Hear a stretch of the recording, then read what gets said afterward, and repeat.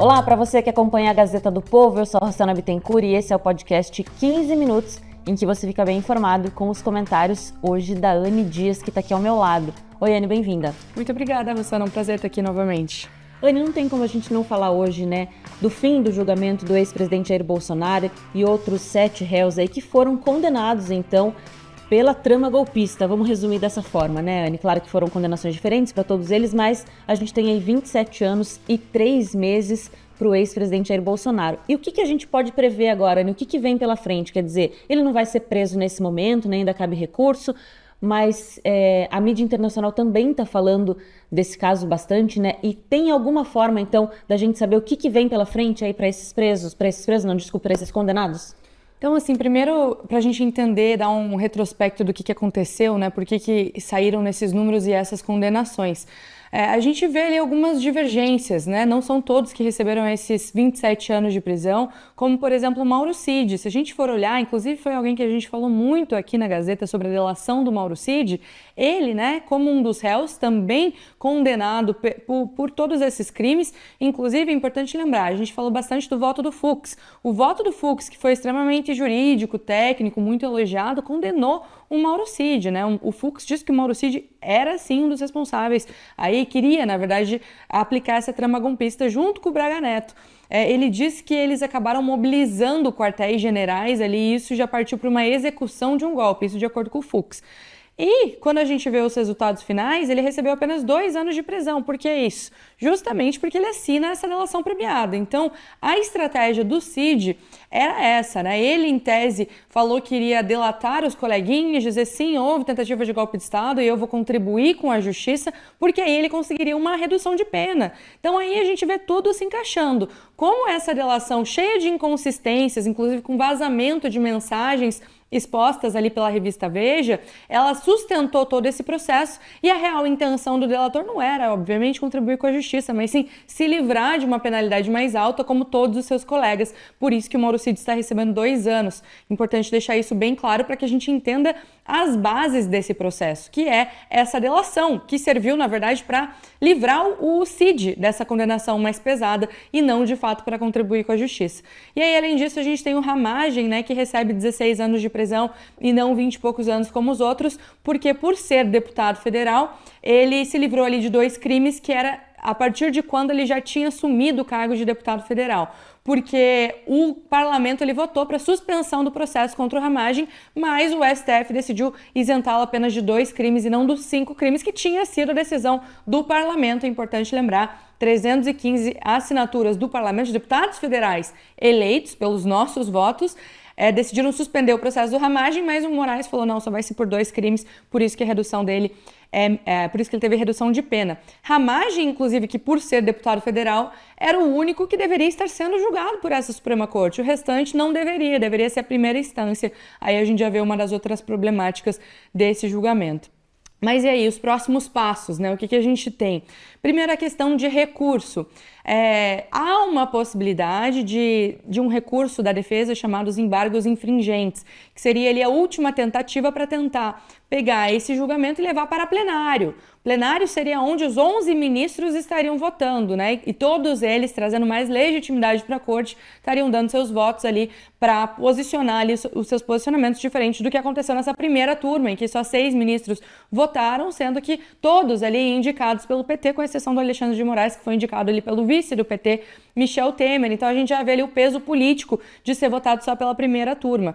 E como eles estão julgaram, né, o Bolsonaro como um presidente, por ser ex-presidente, né, eles dizem que por isso que o STF está julgando, ele recebe ali por tabela o foro privilegiado, deveria também ter sido julgado por plenário, mas não foi. Mas ok, agora com os embargos infringentes, se forem aplicados e aceitos, aí poderia ir para plenário. Só que qual que é o problema? O que o regimento interno do STF diz é que os embargos infringentes, eles acontecem quando há divergência entre os ministros em questão da condenação, né, dos réus, mas em plenário, ou seja, ele tem um número mínimo ali de 4 assinaturas, mas quando a votação é em plenário. O regimento interno não fala sobre quando isso acontece na primeira turma, que é o presente caso. E aí há quem diga que precisa de pelo menos 2 assinaturas, quer dizer, de 2 votos divergentes. Alguns ministros falam isso. E outros ministros falam que não, que com apenas uma divergência já seria possível, porque o regimento interno fala em não sendo unanimidade.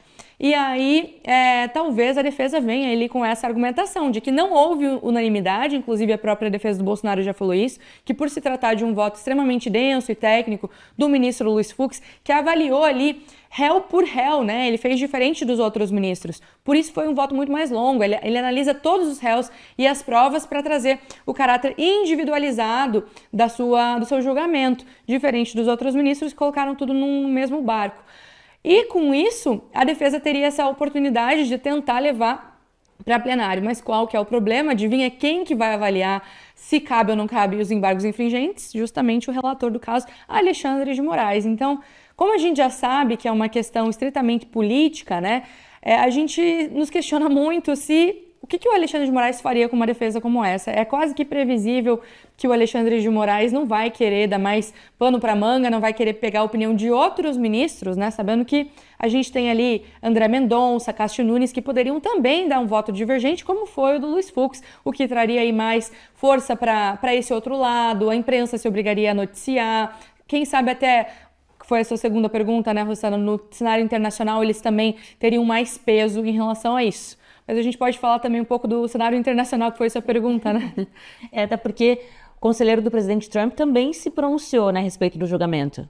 Exato. O conselheiro do presidente Trump, e o próprio Trump, na verdade, ele faz ali um pronunciamento logo que sai a decisão, falando que o que estão fazendo com o Bolsonaro é o que tentaram fazer com ele nos Estados Unidos. E aí o Marco Rubio, ele fala que vai ter volta sim, que eles não vão tolerar isso acontecendo no Brasil.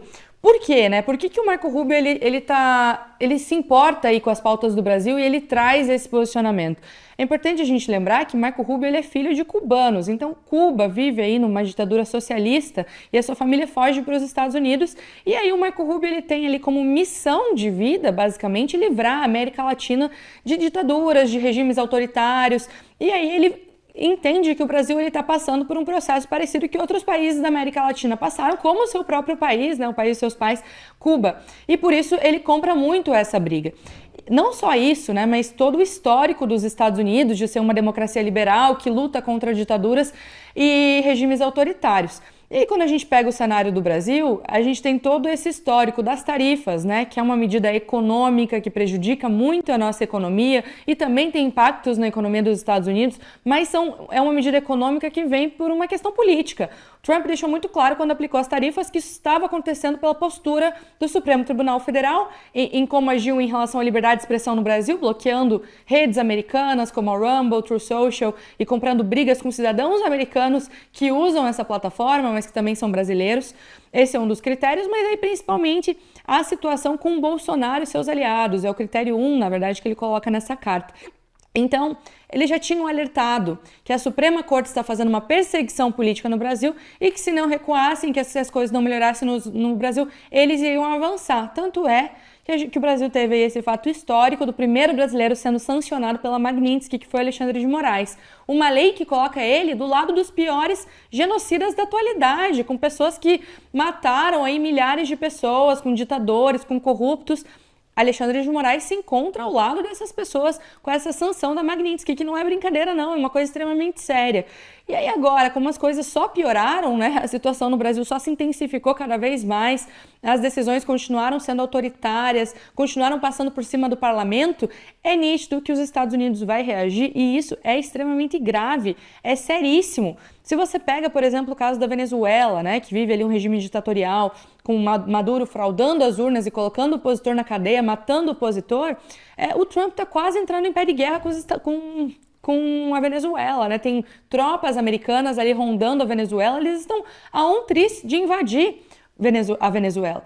E aí, quando a gente vê o Brasil se afastando cada vez mais e adotando posturas similares ao que acontece na Venezuela, como, por exemplo, o caso de ter prisioneiros políticos, o caso de não respeitar o devido processo legal, por exemplo, um exemplo nítido que aconteceu nesse julgamento, eles colocaram não sei quantos terabytes de prova para serem lidos num tempo muito curto, né? Os advogados não tiveram acesso às provas. Isso é violação do devido processo legal. Isso é o que acontece em regimes autoritários, em ditaduras. Então, quando a gente se aproxima de posturas parecidas com a Venezuela, o nosso receio é de que o Trump faça medidas parecidas com o que ele ameaça fazer na Venezuela. E a gente sabe, eles fazem mesmo, eles não têm medo de enfrentar esse tipo de situação. Um dos pilares dos Estados Unidos é justamente fazer isso.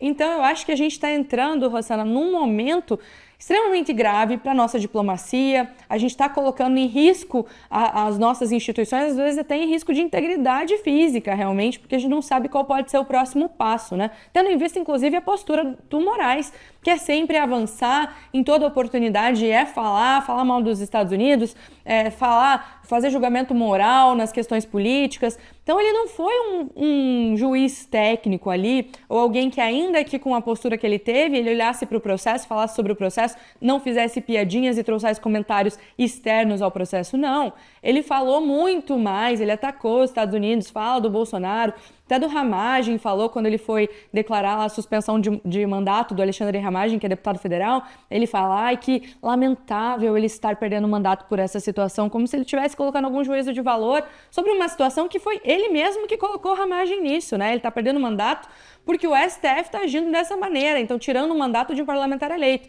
E aí ele faz esse juízo de valor como se ele fosse moralmente certo. Então, em resumo da ópera, eu acho que a situação está crítica, a gente vive um dia histórico, uma semana histórica no Brasil, que infelizmente só tende a piorar. O cenário é complicadíssimo.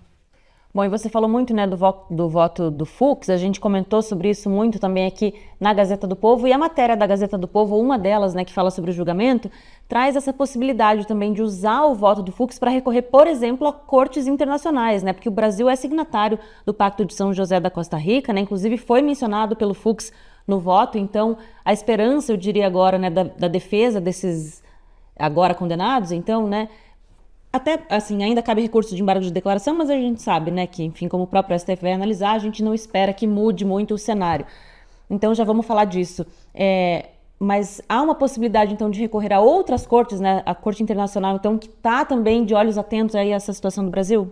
Sempre há essa possibilidade, inclusive a defesa do Bolsonaro alegou também, falou que vai refazer todos os recursos possíveis, incluindo cortes internacionais, como você bem mencionou. O Luiz Fux, ele menciona esse pacto internacional que a gente tem diversas vezes durante seu processo, assim como a defesa de outros réus já haviam mencionado. Então, esse pacto de São José, ele fala, por exemplo, sobre a questão de prisioneiros políticos, a questão de, eles se intitulam ali tortura, foi uma das alegações também da defesa do Felipe Martins, de que ele havia sofrido tortura dentro da prisão, quando, por exemplo, fica sem iluminação. A gente também tem os prisioneiros do dia 8 de janeiro passando por situações críticas em questão de violação de direitos humanos. Isso tudo é um pacto que o Brasil tem, né, que não poderia acontecer dessa maneira. Só que o que a Corte Internacional pode fazer é muito sensível ainda essa situação, até porque, em primeira instância, se a gente recorre à Corte Interamericana de Direitos Humanos, por exemplo, ela, o máximo que faz é emitir relatórios e pareceres, indicações, e aí, para isso ser acatado pela Suprema Corte, é outro cenário. Então, é uma alternativa, claro, tem que ser feito, claro, mas não é como se a Corte Interamericana pudesse intervir diretamente nas decisões que acontecem dentro do Brasil. Não entendo que isso vai ser a maneira mais efetiva possível. Vou dar de novo o exemplo do Maduro, da Venezuela. Lá tem muitas coisas ilegais, ilegítimas, muito mais graves, inclusive, do que acontece aqui, porque a gente está falando de alguém que literalmente rasgou a Constituição e aparelhou ali totalmente o sistema judiciário com o Maduro. Aqui ainda é mais disfarçado, há mais independência, apesar de não parecer, mas na Venezuela a situação é muito mais grave. Por exemplo, dar um exemplo para mostrar isso, aqui ainda é possível ter advogados privados, na Venezuela já não existem mais advogados privados, são só defensores públicos, aqui ainda existe uma outra imprensa, na Venezuela não existe mais, então a situação é realmente muito pior na Venezuela. E lá, há inúmeros processos na Corte Interamericana de Direitos Humanos. Eu, inclusive, ajudei numa petição de um em relação a uma colega minha que foi presa, a oposição do Maduro está presa até hoje. A gente peticionou para a Corte Interamericana de Direitos Humanos, inclusive a ONU usou esse caso para fundamentar um relatório de mais de 100 páginas sobre as violações do Maduro e nada aconteceu. Mandaram um monte de relatórios e pareceres para o governo Maduro pedindo a liberação desses presos políticos, mas nada aconteceu, porque a gente está falando de uma ditadura que não vai respeitar ali as orientações que vêm de cortes internacionais. Então, no caso do Brasil, apesar de a gente não estar nesse mesmo nível da Venezuela, graças a Deus, espero que a gente não avance cada vez mais próximo a isso, mas no caso do Brasil é semelhante. O que uma corte internacional pode fazer é emitir relatórios, pareceres, indicações. Isso, claro, pode intensificar esse cenário internacional, pode colocar além dos Estados Unidos outros países com um olhar atento para o Brasil. Isso pode fazer com que a gente perca, inclusive, mais parceiros comerciais, receba mais sanções, mas mudar de fato essa decisão, tendo em vista que o Alexandre de Moraes não recua nunca, foram inúmeros os indícios de que ele deveria recuar, ele deveria trazer um pouco mais de legalidade, de um processo mais técnico, ele não fez. Então eu imagino que essa pressão talvez não resolva para Alexandre de Moraes. Aliás, né, ele é quem está com a Magnitsky nas costas e ele não recua nem com essa Magnitsky. Mas por fim, só para a gente finalizar, uma outra coisa que pode acontecer muito em breve é outros ministros receberem a Magnitsky. Isso está sendo muito repercutido de maneira internacional. Eduardo Bolsonaro também fala sobre isso. Então é possível que em muito pouco tempo a gente veja ali, quem sabe, algum outro ministro que tem uma postura semelhante a Alexandre de Moraes recebendo a mesma sanção. E aí, com um conflito interno, né, no próprio STF, entre ministros discutindo entre si, é possível que as coisas se revertam. Até porque agora a gente já vê esse confronto interno, com o Fux destoando dos outros ministros da primeira turma. É possível que o Fux consiga fazer uma pressão interna para tentar levar o processo para plenário. Acho que seria uma possibilidade mais próxima do que algo que venha das cortes internacionais. É isso então, o podcast 15 Minutos de hoje fica por aqui. A gente espera vocês, claro, na próxima edição. Tchau!